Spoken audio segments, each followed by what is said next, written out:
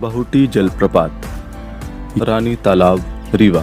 7वां देव कुठार, यह 8वां चचई जलप्रपात, यह क्योटी जलप्रपात, यह पूर्वा जलप्रपात, white tiger safari Mukundpur.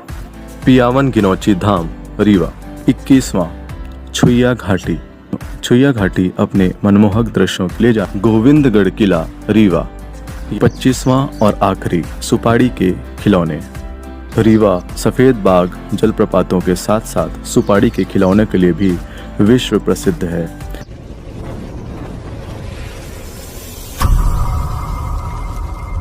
Rewa जिले की ऐसी प्रमुख जगहें जहां पर आप घूमने के लिए जा सकते हैं, तो चलिए शुरू। पहला गोविंदगढ़ किला Rewa.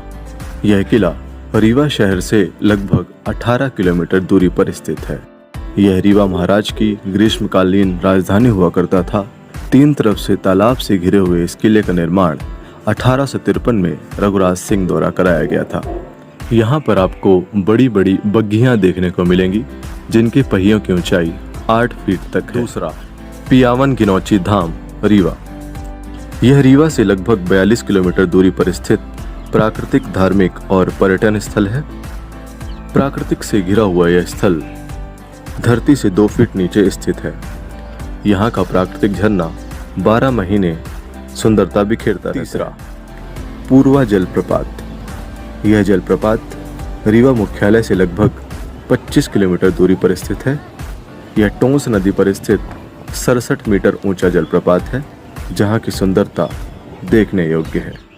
White tiger safari Mukundpur. वैसे तो व्हाइट टाइगर सफारी सतना जिले के अंतर्गत आता है, लेकिन यह रीवा शहर से लगभग 18 किलोमीटर दूरी पर स्थित है। दुनिया के सबसे पहले सफ़ेद बाघ को रीवा के राजा मार्तंड सिंह ने 1951 में मुकुंदपुर में ही देखा था। बहुटी जलप्रपात। यह जलप्रपात सेलन नदी पर स्थित है और 168 मीटर की ऊंचाई के साथ यह मध्य प्रदेश का सबसे ऊंचा जलप्रपात है। रानी तालाब रीवा। रीवा रेलवे स्टेशन से लगभग 6 किलोमीटर दूरी पर स्थित यह स्थान मानव निर्मित तालाब है। कहा जाता है कि लवाना जाति के लोगों ने रानी को यह तालाब उपहार में दिया था, तब से इस तालाब का नाम रानी तालाब हुआ। 7वां देव कुठार। यह जिला मुख्यालय से लगभग 64 किलोमीटर दूरी पर स्थित है। यह एक पुरातात्विक स्थल है। 1982 में खोजे गए यहाँ के स्तूप लगभग 200 साल पुराने और अशोक के शासनकाल के बताए जाते हैं। पुरातात्विक और पर्यटन दृष्टि से यह रीवा जिले का एक महत्वपूर्ण स्थल है। यह जलप्रपात रीवा जिला मुख्यालय से लगभग 29 किलोमीटर दूरी पर स्थित है। बीहड़ नदी पर स्थित यह जलप्रपात 130 मीटर की ऊंचाई के साथ मध्य प्रदेश का दूसरा सबसे बड़ा झरना है। 9वां क्योटी जलप्रपात। यह रीवा जिला मुख्यालय से लगभग 37 किलोमीटर दूरी पर स्थित है। यह जलप्रपात महाना नदी पर स्थित है और भारत का 24वां सबसे ऊंचा जलप्रपात है। 10वां रीवा किला। यह रीवा का मुख्य पर्यटन केंद्र है। इसके पीछे 2 नदियां हैं जो किले को प्राकृतिक सुंदरता प्रदान करती हैं। किले का मुख्य द्वार भारतीय वास्तुकला का अच्छा उदाहरण है। यहाँ पर्यटकों के रुकने की भी व्यवस्था है। साथ ही रेस्टोरेंट और संग्रहालय भी यहाँ स्थित है। 11वां पीली कोठी। रीवा जिले में स्थित इस कोठी का निर्माण धीरज वंदवेश सर गुलाब सिंह के द्वारा कराया गया था। इस जगह पर आने के लिए सबसे अच्छा समय फरवरी और मार्च माह में होता है। इस कोठी का बड़ा ऐतिहासिक महत्व है क्योंकि इस कोठी का निर्माण रीवा महाराज द्वारा संस्मरण के रूप में बनाई गई थी। 12वां भैरव बाबा मूर्ति।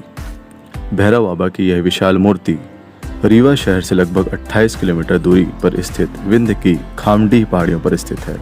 इस मूर्ति की लंबाई 8.50 मीटर तथा चौड़ाई 3.70 मीटर है।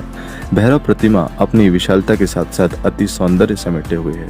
पुरातात्विक एवं कला की दृष्टि से यह प्रतिमा भारतवर्ष में गिनी चुनी प्रतिमाओं में से एक महत्वपूर्ण स्थान रखती है। 13वां वेंकट भवन। इस महल की दीवारों में संगमरमर की भस्मी से अस्तर किया गया है। कांच की बेहतरीन नक्काशी का कार्य जोधपुर, जयपुर और आगरा के कारीगरों द्वारा किया गया था। भवन का निर्माण 1908 में महाराज वेंकटरमण सिंह द्वारा कराया गया था, जो आगरा की ताजमहल की याद दिला देता है। महाराज वेंकटरमण सिंह ने इस महल का निर्माण उस समय के खराब हालातों में पलायन कर रही प्रजा को रोजगार देने के लिए प्रारंभ कराया था। 14वां शिल्पी प्लाजा। यह रीवा का सबसे मशहूर और व्यवस्थित मार्केट है। यहाँ कई प्रकार के ब्रांडों की दुकानें स्थित हैं। यह प्लाजा इतना व्यवस्थित है कि इसकी तर्ज पर सतना स्टेशन रोड में भी दुकानों का निर्माण नगर निगम द्वारा कराए जाने का निर्णय किया गया है। 15वां महामृत्युंजय मंदिर। रीवा किला परिषद में स्थित इस मंदिर का शिवलिंग अपनी तरह का विशेष शिवलिंग है। इस शिवलिंग में 101 छिद्र है, जिसे देखने के लिए लोग दूर दूर से आते। यहाँ दिन में 3 बार पूजन और अभिषेक होता है। 16वां चिरहौला हनुमान मंदिर। इस मंदिर का निर्माण तत्कालीन महाराज द्वारा कराया गया था।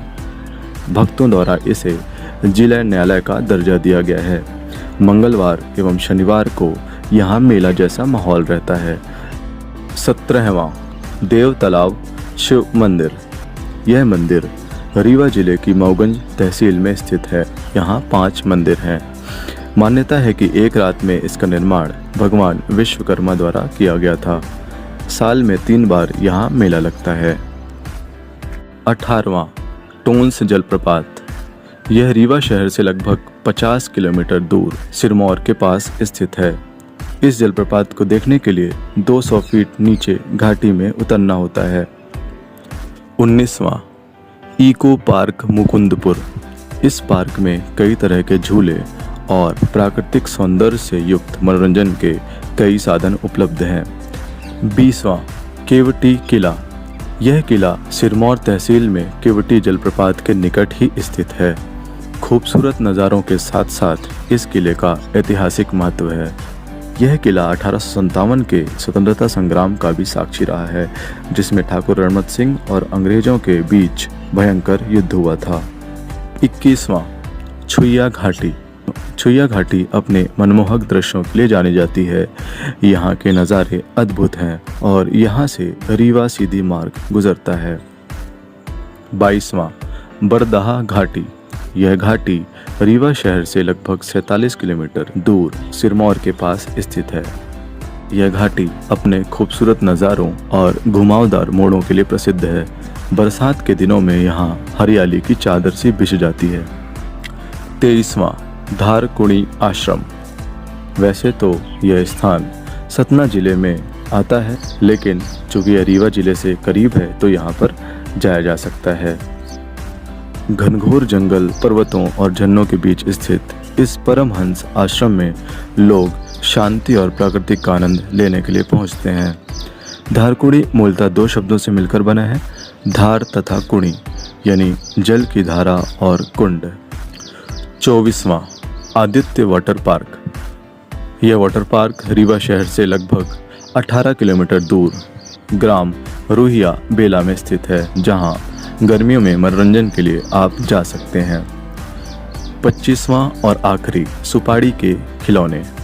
रीवा सफ़ेद बाग जलप्रपातों के साथ साथ सुपाड़ी के खिलौने के लिए भी विश्व प्रसिद्ध है।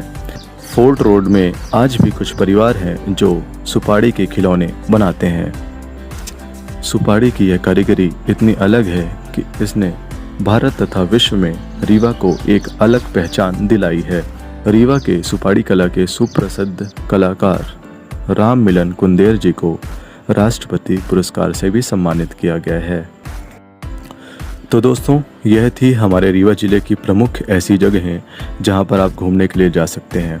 और दोस्तों, अगर आपने मेरे चैनल को सब्सक्राइब नहीं किया है तो प्लीज़ चैनल को सब्सक्राइब कर लीजिए, ताकि हर एक नई वीडियो की नोटिफिकेशन आप तक आसानी से पहुंच सके। मिलते हैं एक नई वीडियो के साथ, तब तक अपना ख्याल रखिए। धन्यवाद।